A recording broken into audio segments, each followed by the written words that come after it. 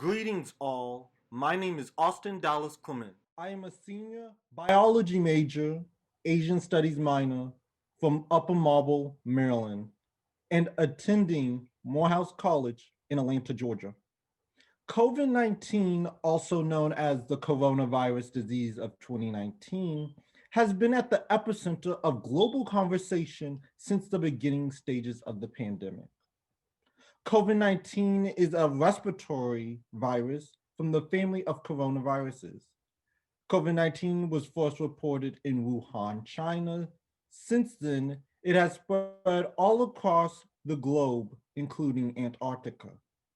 The virus spreads by an infected individual releasing respiratory droplets by coughing, sneezing, or talking into the environment, enabling other people to receive those droplets into their system by inhalation.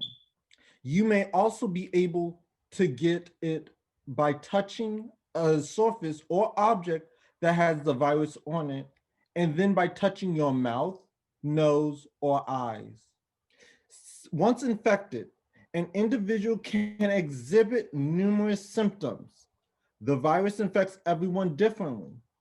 Such symptoms may be, but not limited to, coughing, sore throat, tiredness, headaches, amongst other symptoms. One can also be asymptomatic, but still be an infected carrier for the disease. Symptoms of COVID 19 will develop from 2 to 14 days, but on average occurs 5 days after coming into contact with the virus. People who are over 60 years of age, weakened immune systems, or have pre existing medical conditions are at a greater risk to develop severe illness. Certain minority groups in the United States have been inflicted with greater amounts of COVID 19 cases.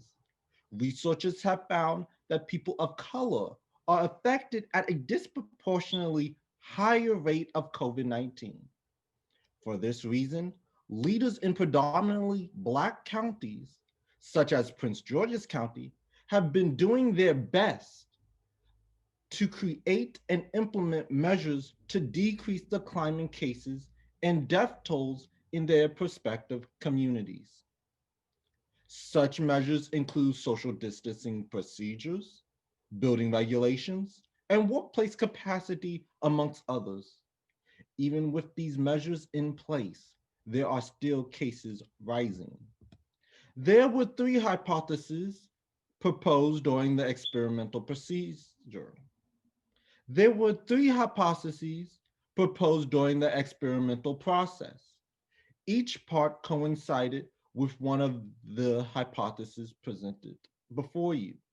All parts were conducted using the coding program R in Google Colab to understand the recent spike in daily cases for Prince George's County, Maryland. One, is there a correlation between daily cases and residential activity, working activity, and weather in Prince George's County, Maryland? Two, is there a greater correlation between holiday activity or weather as it relates to the increase in daily cases, COVID 19, in Prince George's County, Maryland? Three, is there a natural fluctuation between the compared counties to that of their designated states? Hypothesis one, is there a correlation between daily cases and residential activity, working activity, and weather in Prince George's County, Maryland? The location of focus was Prince George's County, Maryland. Mechanisms of experimentation was R in Google Colab, Johns Hopkins COVID 19 dataset, Google Mobility Analysis, and National Oceanic Atmospheric Administration, NOAA dataset.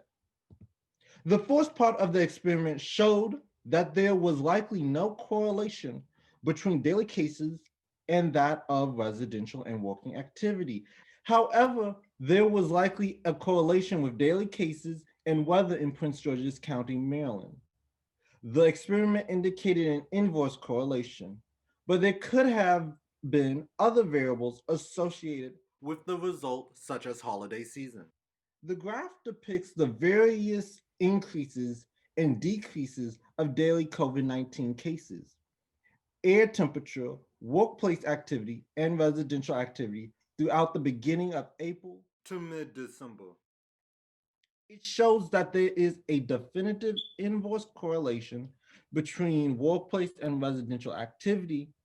However, that is not the case when comparing those variables to daily cases. The graph demonstrates a slight inverse correlation between daily cases and air temperature.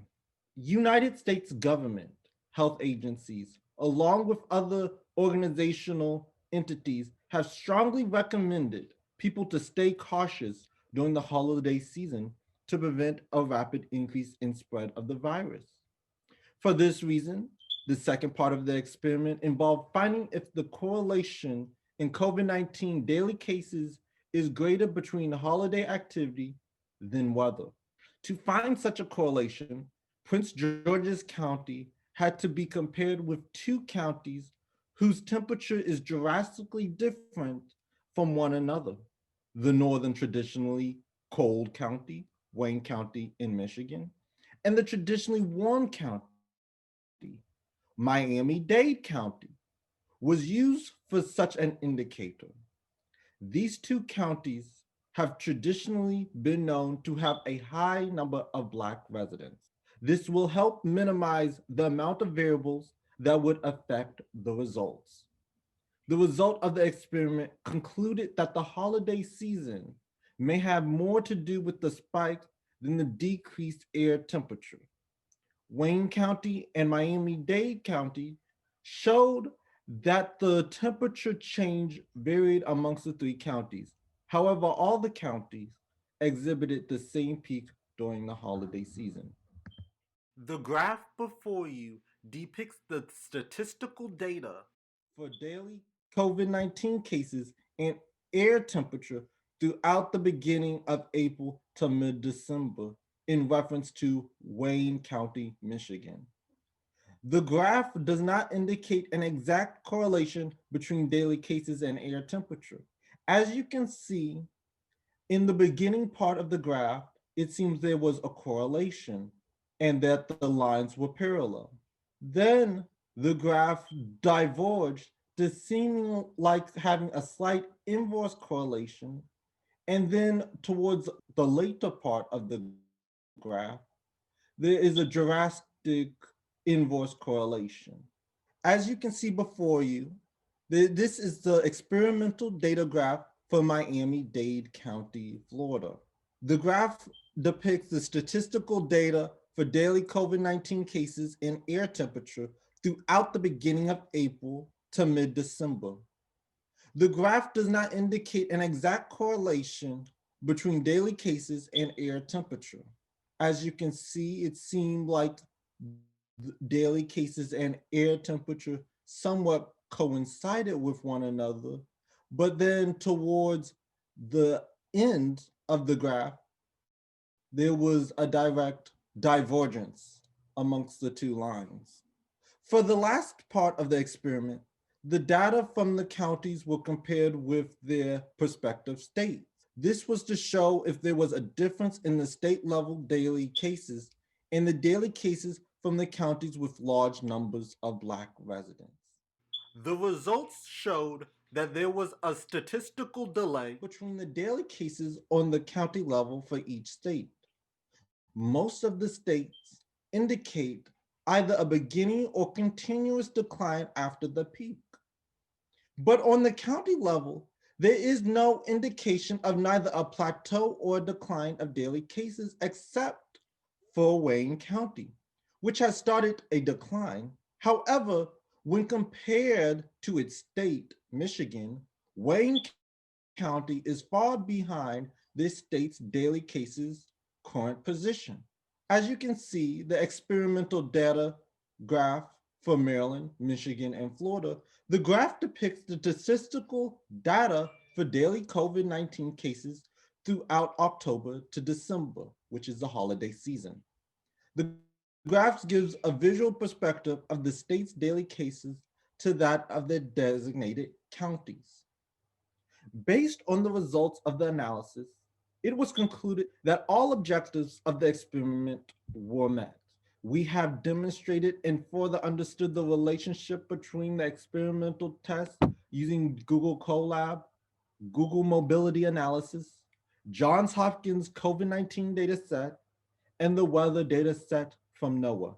The experiment indicated a correlation between COVID-19 daily cases and weather in Prince George's County, as well as a greater relationship with respect to the holiday season than weather. The experiment also concluded that there was a possible lag in the rate of county cases in traditionally dense Black areas than their respective states. The data presented through the research could have also been affected by experimental error.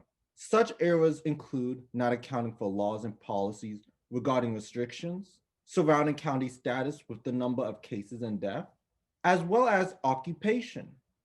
Economic status of each county could have also affected the data when comparing accessibility. More trials need to be conducted with other counties and states to get a more accurate depiction of the data. I would like to thank the University of Tennessee at Chattanooga.